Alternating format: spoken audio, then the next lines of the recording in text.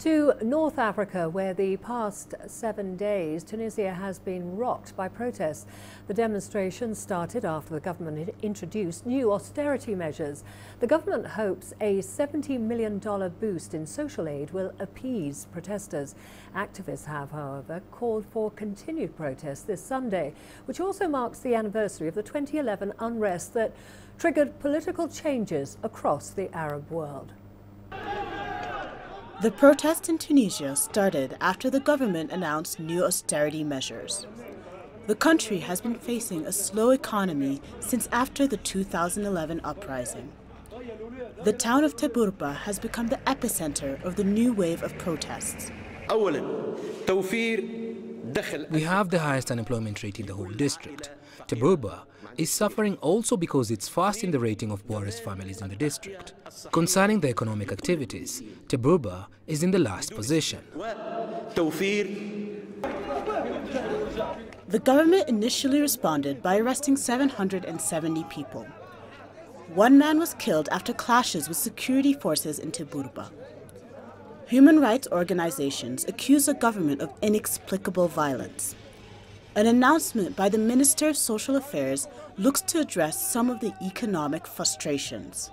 Firstly, providing a minimum amount for Tunisian families. Secondly, guaranteeing healthcare for all Tunisians with no exception and providing or helping to provide appropriate housing to all Tunisian families. The plan will see a $70 million increase in aid. While the protests may have started from economic frustrations, other reasons are now coming to the fore. This is a demonstration calling for an official list of those killed and wounded, for those who sacrificed their blood for the revolution. We do not have any recognition 7 years after the revolution.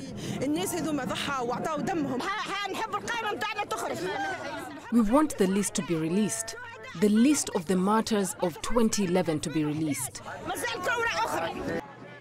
Sunday, January 14th, marks the anniversary of the 2011 popular uprising that led to the removal of the then autocratic leader Ben Ali.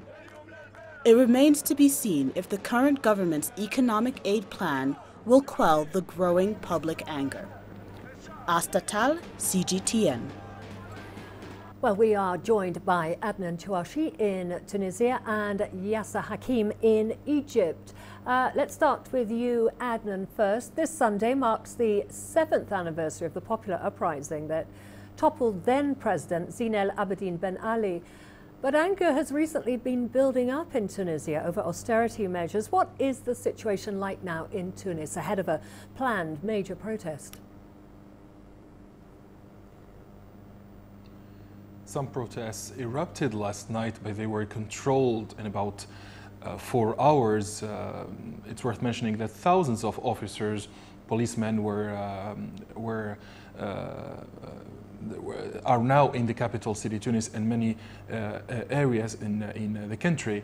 In order to prove that the situation is stable in Tunisia, the president himself is now paying a visit to the most populated neighborhood in the capital city, Tunis, which is Hayt Tadaman, to inaugurate a new youth center.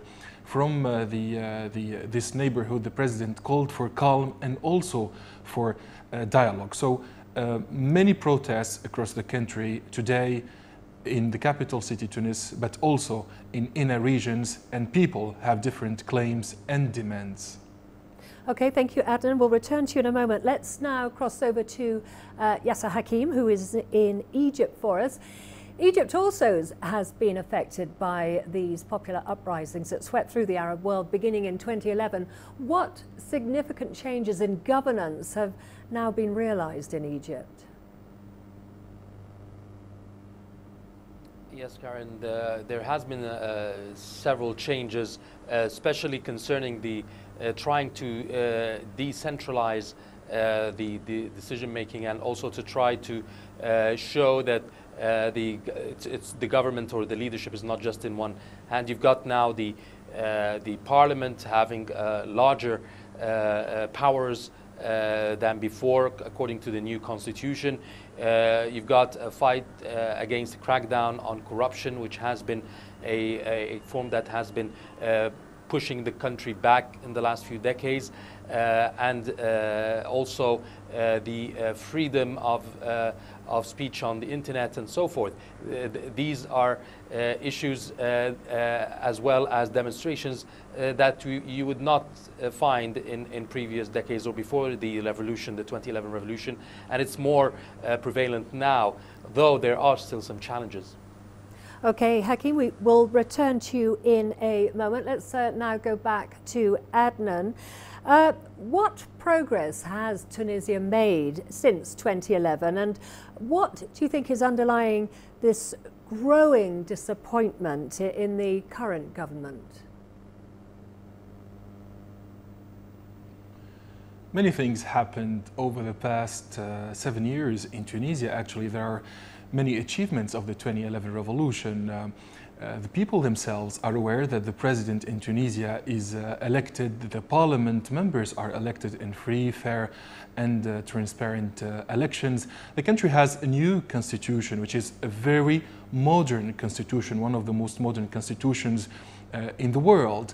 The media freedom, the freedom of the press is guaranteed by the Tunisian constitution, and people are free to demonstrate, and the civil society is very active in the country. So there are major achievements in Tunisia after the 2011 revolution, but there are still many challenges ahead, mainly economic and social challenges, and the authorities are aware that they must improve the economic and the social conditions in the country. Even in the capital city, Tunis, for today's demonstrations, you have the street is divided between those who are celebrating the revolution and the achievements of the revolution, and those who are worried about the future of the country. And now let's, thank you, Adnan. Let's return to Yasser Hakim. Egypt is preparing for another presidential election. What challenges still remain, particularly on leadership and public participation in decision-making?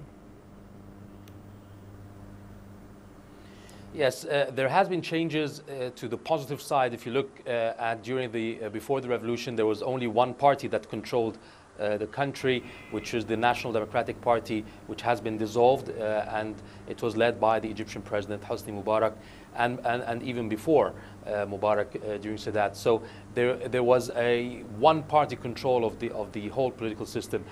Now you have several parties. You have the president, who is not related to any of the parties, so there's no power within one side. You can see the leadership trying to sort of gain the balance between to be accepted between different political parties in the country, and also political powers. So this is a positive side concerning the leadership. However, you still got the bureaucracy, which is an issue that needs to be addressed and should be addressed after the presidential elections, to try to decentralize a lot of decision-making process and a lot of politics and economic and social plans, not to be all centralized in one area.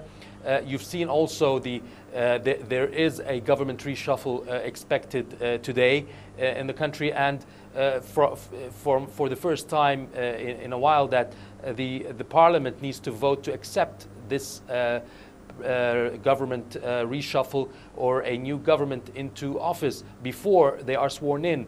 So there are improvements, and there are challenges as well to try to ensure that there's a vision going on to the next few years to try to overcome the economic challenges that have been in the country since the revolution.